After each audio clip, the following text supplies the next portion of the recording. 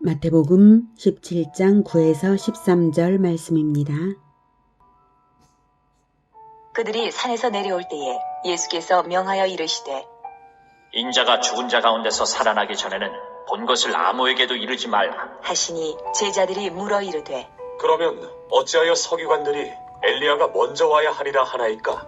예수께서 대답하여 이르시되 엘리야가 과연 먼저 와서 모든 일을 회복하리라. 내가 너희에게 말하노니 엘리야가 이미 왔을 때 사람들이 알지 못하고 임의로 대우하였도다. 인자도 이와 같이 그들에게 고난을 받으리라. 하시니 그제서야 제자들이 예수께서 말씀하신 것이 세례 요한인 줄을 깨달으니라. 사랑하는 형제 여러분, 12월 4일 금요일 저녁 묵상에 오신 것을 환영합니다.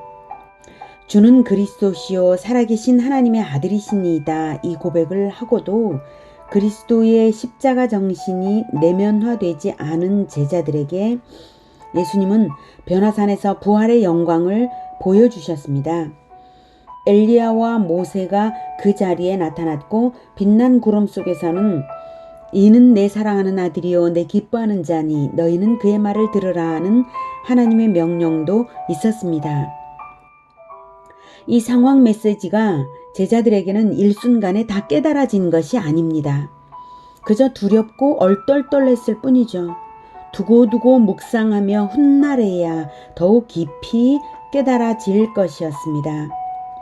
그래서 예수님은 9절에 산에서 내려올 때에 인자가 죽은 자 가운데서 살아나기 전에는 본 것을 아무에게도 이르지 말라, 이렇게 한시적인 함구령을 내리셨습니다.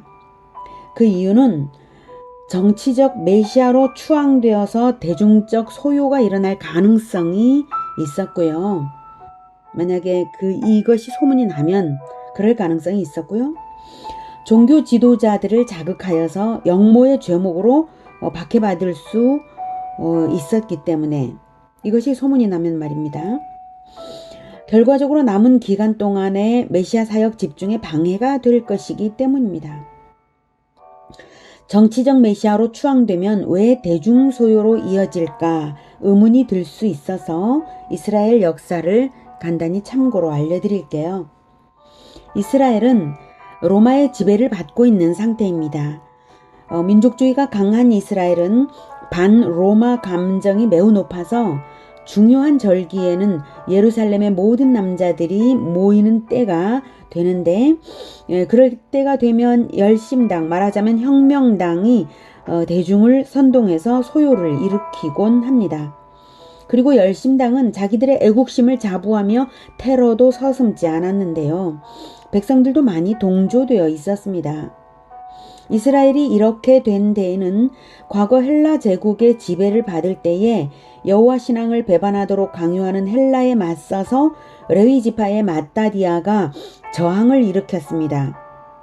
이때 그의 아들 5명이 영웅적으로 저항을 주도하면서 막내 유다 마카비의 주도로 혁명이 성공했어요. 이것을 마카비 혁명이라고 합니다. 정치적 독립을 쟁취했고 하스모니안 왕조를 세우고 종교적 자유를 누리게 된 100년간의 기간이 그 혁명을 통해서 있었습니다.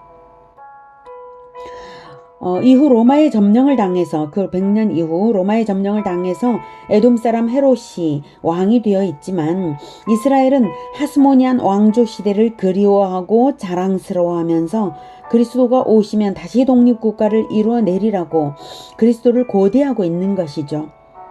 그래서 그들의 메시아 대망 사상은 세속적이고 폭력적인 정치 사상과 결합되어 있었던 것입니다. 네, 물론 그렇다고 하스모니안 왕조가 세속적이고 폭력적이었다 이 뜻은 아닙니다. 혁명적이었죠. 아무튼 그 혁명 정신이 그 이후에 더욱 폭력화하고 세속화되었다라는 의미로 말씀드렸습니다. 그리고 그렇게 세속화된 정치 사상이 메시아 대망 사상을 자기들의 정치 사상에 결합시키고 있었던 것이죠. 정치적 왕으로서의 그리스도를 고대하는 분위기가 이스라엘에는 팽배했었고 그만큼 반로마 저항이 강했기 때문에 예수님의 변화산 사건이 알려지면 대중은 예수님을 왕으로 세워서 자기들의 욕망을 채우기를 원할 것이고 예수님은 남은 사역을 완수하는 데에 지장을 받게 될 것이 분명하기 때문에 변화산에서 본 것을 부활 이전까지는 말하지 말라라고 당부하신 것입니다.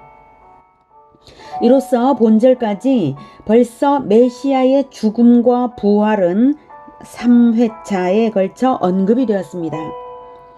이 말씀을 들은 제자들에게는 의문이 일어나서 질문을 합니다. 10절.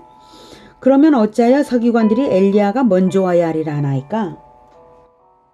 엘리야가 그리스도에 앞서서 먼저 온다는 말라기 4장 5, 6절의 예언이 있었거든요. 그 예언에 따라서 서기관들은 말하기를 메시아가 오시기 전에 반드시 엘리야가 와서 이스라엘을 회복시킬 것이라고 주장을 했는데요. 서기관들이 기대한 엘리야는 구약시대에 바로 그 엘리야가 육체적으로 재현될 것을 기대했기 때문에 제자들이 방금 잠시 나타났다 사라진 엘리야 경험과는 맞지 않는 것이죠. 방금 엘리야가 나타나긴 나타났지만 그것으로는 메시아보다 먼저 온 것도 아니요. 이스라엘을 회복시킨 것도 아니기 때문에 혼란스러워서 질문한 것입니다. 제자들은 엘리야가 드디어 나타났었다고 마구 퍼뜨릴 생각이었는데 예수님이 막으시니까 의문이 들 수밖에요. 또한 제자들은 그리스도 죽음의 순환이 여러 차례 언급되며 예언되고 있음에도 불구하고 그 부분보다는 방금 휘둥그레지면서 본 변화산 사건과 정치적 메시아에 대한 인간적 기대에 마음이 쏠려 있음이 발견되는 부분입니다. 그들의 질문에 예수님은 대답을 해주십니다. 11, 12절. 엘리야가 과연 먼저 와서 모든 일을 회복하리라. 내가 너희에게 말하노니 엘리야가 이미 왔으되 사람들이 알지 못하고 임의로 대우하였도다. 인자도 이와 같이 그들에게 고난을 받으리라. 이 말씀은 엘리야가 세례 요한이라는 것이어서 13절에 그제서야 제자들이 예수께서 말씀하신 것이 세례 요한인 줄을 깨달았습니다. 예, 엘리야가 세례 요한인 줄을 깨달았습니다. 알아들은 것이죠. 그런데 정작 우리는 혼란스럽죠. 예, 예수님의 말씀이 미래형과 과거형을 섞어서 사용하시니까 혼란스러워지는 것인데요. 11절에 보면 이미 왔으되 11절에 회복하리라. 과연 먼저 와서 회복하리라 라고 미래형으로 표현했고 12절에는 이미 왔으되 라고 과거형으로 표현을 했는데요. 엘리야의 등장은 육체적 재현이 아니라 사역적 재현입니다. 엘리야의 사역을 세례 요한이 감당한 것이죠. 그런데 미래형으로 표현한 이유는 엘리야적 사역은 예수님의 사역에 속한 것이기 때문입니다. 예수님의 사역이 미래에 완성될 것이므로 회복하리라고 하신 것입니다. 그래서 알지 못하고 임의로 대우하였도다. 인자도 이와 같이 그들에게 고난을 받으리라. 사역적인 엘리야인 세례 요한의 죽음은 그리스도의 죽음을 예표하는 것입니다. 어떤 점이 예표로서 동일한가 하면 알지 못함과 임의로 대우함입니다. 사람들이 세례 요한을 사역적 엘리야로 알지 못했고 또한 사람들이 예수님을 그리스도로 진정 알지는 못했죠. 정치적 왕으로 여기는 것은 그리스도의 진정한 의미를 모르는 것이니까요. 다음 임의로 대우한 것, 즉 죽음의 고난을 당한 점에서 역시 예수님의 예표였습니다. 이렇게 본절까지 메시아의 죽음은 4번이나 언급이 되었습니다. 13절에 그제서야 제자들이 예수께서 말씀하신 것이 세례 요한인 줄 깨달았는데요. 예수께서는 이미 세례 요한이 사역적 엘리야임을 이미 말씀하신 바가 있습니다. 마태복음 11장 14절에 만일 너희가 즐겨 받을진대 오리라 한 엘리야가 곧 이 사람이니라 라고 마태복음 11장 14절에 말씀을 하셨어요. 이미 세례 요한의 아버지 사가랴도 천사에게 들었습니다. 누가복음 1장 17절에 그가 또 엘리야의 심령과 능력으로 주 앞에 먼저 와서, 여기서 그는 요한입니다. 태어날 요한에 대해서 천사가 말을 해주는 것이죠. 아버지의 마음을 자식에게 거스르는 자를 의인의 슬기에 돌아오게 하고 주를 위하여 즉 그리스도를 위하여 세운 백성을 준비하리라 라고 천사가 태어날 세례 요한에 대하여 그의 아버지 사가랴에게 말해준 것입니다. 이렇게 하나님의 계시는 세례 요한에 대한 것까지도 이스라엘에게 충분히 주어졌습니다. 그리스도에 대한 계시는 말할 것도 없이 구약과 신약에 충만합니다. 그리고 십자가의 죽으심과 부활에 대해서 예수님 자신이 벌써 여러 차례 말씀하고 계십니다. 하지만 제자들은 이제야 목배인 요한이 예언된 엘리야임을 받아들이기 시작한 것입니다. 하지만 아직도 세례 요한이 사역적인 엘리야라는 사실 그 자체를 인지하는 수준에 머물러 있을 뿐 인자의 고난, 예수님의 죽음에 대해서는 받아들여지지 않는 것 같습니다. 세례 요한에 대해서만 질문할 뿐 예수님의 죽으심에 대해서는 아무 질문도 반응도 하지 않는 제자들이 이상할 지경입니다. 방금 엘리야와 모세가 나타나서 대화한 것이 그것인데도 말입니다. 엘리야가 누구이거나 더 중요한 것은 그리스도의 구원 사역 아닙니까? 그런데도 제자들은 여전히 구원 사역이 아닌 것에 마음이 쏠려서 구원 사역을 위한 주도적 리더십까지는 전혀 없습니다. 예수님께서 변화산의 장면을 체험시키는 것과 하시는 모든 말씀은 이제 앞으로 역사를 가장 선봉에서 이끌어갈 리더들로서 주도적 십자가 정신을 제자들에게 가르치시고자 하는 것인데도 말입니다. 자, 오늘은 세례 요한의 사역이 구약에 예언된 다시 올 엘리야의 사역인 것과 세례 요한의 사역이 예수님의 십자가 사역에 통합되어 완성될 사역임을 알게 되었습니다. 우리가 그리스도 안에서 하는 모든 사역도 예수님의 십자가에 연합되는 사역입니다.